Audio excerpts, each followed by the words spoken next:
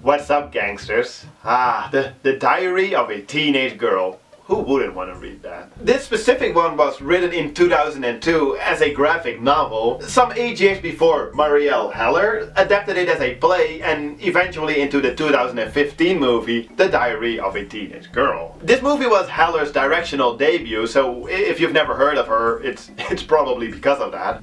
But she did a great job. Set in San Francisco, 1976, The Diary of a Teenage Girl, as you've probably already guessed, is a coming-of-age story. So, coming-of-age story, let's see, what do we need? Well, first, we need a teenager. Meet Minnie, a quirky 15-year-old aspiring comic artist, of course. And now we need something, that keeps teenagers busy. So, how about sexual awakening? And now to keep all of this interesting, let's have her have a sexual relationship with, I don't know, her mother's boyfriend? Yeah, I think that'll do. And that is basically the whole story. We follow Minnie and how she keeps track of her sexual adventures in her diary, which is actually a set of cassette tapes on which she records her spoken diary, if you will. Of course, there's tons of coming-of-age movies, so what sets this one apart? Well, the reason I watched it in the first place was because I heard that it was a little controversial, or at least daring. And well, I guess the whole teenager having a sexual relationship with an adult, let alone her mom's boyfriend, is quite daring. It actually reminded me quite a lot of another British coming-of-age movie, Fish Tank, which is about a 15-year-old girl who engages in a sexual relationship with her mother's boyfriend. See where I'm getting at with the comparison? Oh, that's a great movie though, but they still differ quite a bit, mostly in tone. Because whereas Fish Tank is quite dark, bleak, like even a little depressing, The Diary of a Teenage Girl, in tone at least, is pretty lighthearted. It's a little quirky, with the whole voiceover and the indie rock songs and the animations. Which is kinda, well, ironic isn't the right word, but it is quite a contradiction to the movie's subject matter, which really isn't all that lighthearted. I mean, they kinda sugarcoat this whole sexual relationship. And Minnie's drug use. I mean, she's smoking weed, sniffing coke, dropping acid like it's the 70s.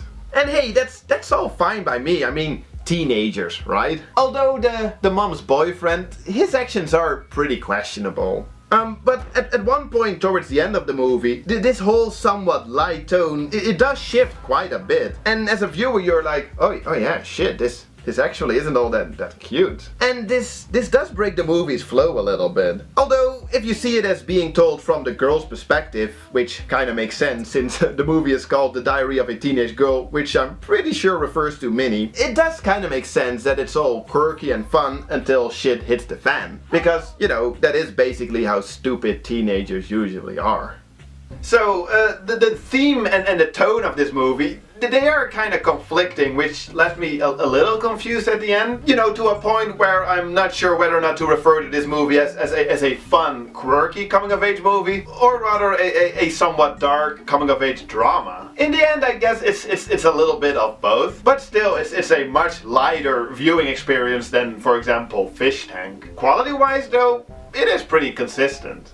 Great performances. I thought Minnie was very well cast. I had never heard of Bel Powley before. I feel like this is a bit of a breakout role for her, but she did a great job. And it was quite a daring role, like with lots of nudity, which the director wasn't afraid to show. Don't worry though, guys. She was like 22 when she was doing those scenes. So good. The boyfriend was great, and Kristen Wiig, who plays the mother, well, most people probably know her as a comedian, like a comedy actress. I mean, at least I do. So it was a little weird seeing her in this role. Like I felt like at any time she would let out like a snappy remark or something. But I don't know, I thought she did okay. And her character was kind of important as well. The whole somewhat neglectful bohemian hippie mother. I mean, that must definitely have an influence on, on how Minnie is acting out. But yeah, besides the acting, the whole production design, it was pretty on point. Like, I'm no expert on mid-70s San Francisco, but it felt legit, Could have fooled me. Especially in combination with the, well, perhaps a little obvious, like faded sepia-ish color scheme and cinematography. It's obvious, but it works. So yeah, The Diary of a Teenage Girl.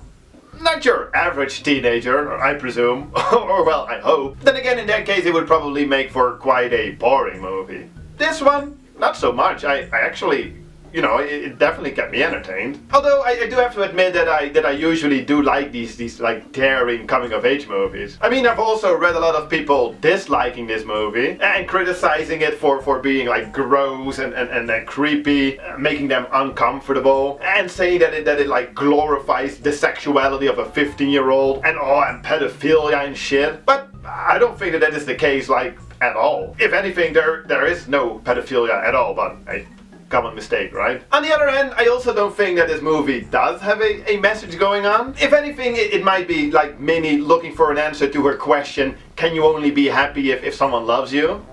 Yeah, it's not super clever. But then again, what would you expect from The Diary of a Teenage Girl? I liked it. Recommended.